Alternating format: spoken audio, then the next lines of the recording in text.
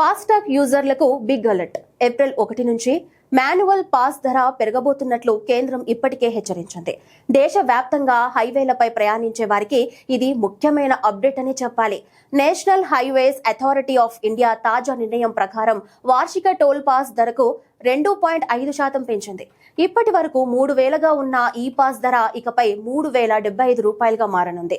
తరచుగా హైవేల్లో ప్రయాణించే ప్రైవేట్ వాహనదారులకు ఈ పాస్ చాలా ఉపయోగకరం. ఒకసారి ఈ పాస్ తీసుకుంటే ఏడాది పాటు లేదా 200 ట్రిప్పులు పూర్తయ్యే వరకు టోల్ చెల్లించాల్సిన అవసరం ఉండదు. ఈ రెండిటిలో ఏది ముందుగా పూర్తయితే పాస్ గడువు ముగుస్తుంది. ముఖ్యంగా కార్లు, జీపులు, వ్యాన్లు వంటి నాన్ కమర్షియల్ వాహనాలకు మాత్రమే ఇది వర్తిస్తుంది.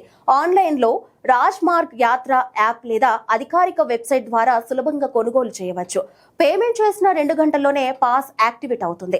చిన్న పెంపు అయినా తరచూ ప్రయాణించే వారి ఖర్చుపై ప్రభావం చూపుతుందనడంలో సందేహం లేదు. కాబట్టి ముందుగానే ప్లాన్ చేసుకొని రీఛార్జ్ చేసుకోవడం మంచిది.